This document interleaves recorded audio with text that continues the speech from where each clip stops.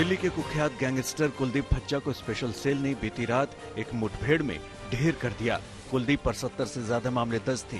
वो हाल ही में पुलिस हिरासत से फरार हो गया था। 25 मार्च को पेशी पर ले जाते वक्त स्कॉर्पियो में सवार 5 बदमाशों ने पुलिस वालों पर मिर्च पाउडर डालकर उसे छुड़ा लिया था। उस दौरान पुलिस की गोली से एक बदमाश मारा गया था, लेकिन कुलदीप भागने में कामयाब हो गया था।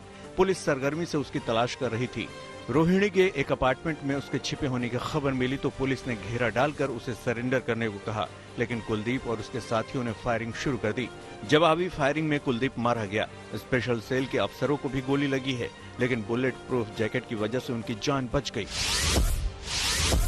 जम्मू कश्मीर के शोपिया में हुई मुठभेड़ में 2 आतंकवादी मारे गए। शनिवार को सुरक्षा बलों को सूचना मिली थी कि इलाके में 2 से 3 आतंकी छिपे हैं।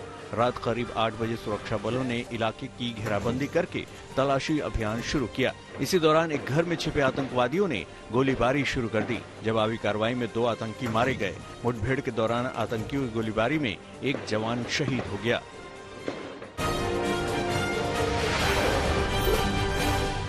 महाराष्ट्र में बढ़ते कोरोना संक्रमण को देखते हुए राज्य सरकार ने नई गाइडलाइन जारी की है। इसके तहत बिना मास्क के बाहर घूमने वालों पर जुर्माना 200 से बढ़ाकर 500 रुपए कर दिया गया है। वहीं खुली जगहों पर थूकने पर 1000 रुपए का फाइन देना पड़ेगा।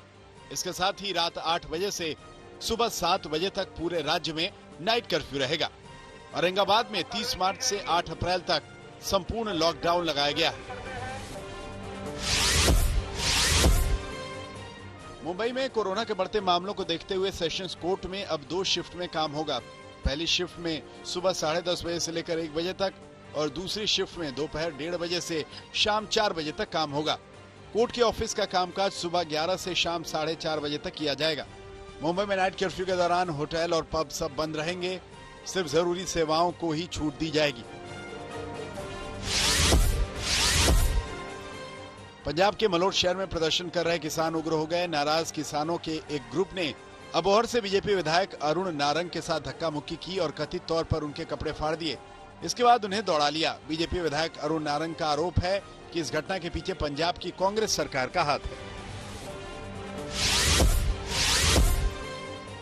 राज्य में फोन टैपिंग को लेकर सियासत फिर गर्मा गई है। केंद्रीय मंत्री गजेंद्र सिंह शेखावत ने फोन टैपिंग को लेकर दिल्ली में एफआईआर दर्ज कराई, जिसके बाद कांग्रेस ने कहा कि उन्हें राजस्थान आकर अपनी आवाज का सैंपल जांच एजेंसी को देना चाहिए। बीजेपी के राष्ट्रीय प्रवक्ता राज्यवर्धन सिंह राठौर ने कांग्रेस के बयान पर पलटवार किया। राज्यवर्धन ने कहा कि जांच से कांग्रेस नेता क्यों डर रहे हैं।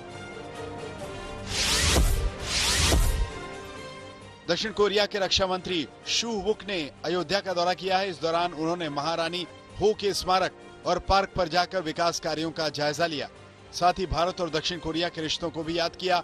वुक ने कोरिया की रानी हो का शानदार स्मारक बनाने की बात कही और कहा कि इसे ताजमहल की तरह भव्य बनाया जाएगा। कोरिया की महारानी हो अयोध्या की रहने वाली थी।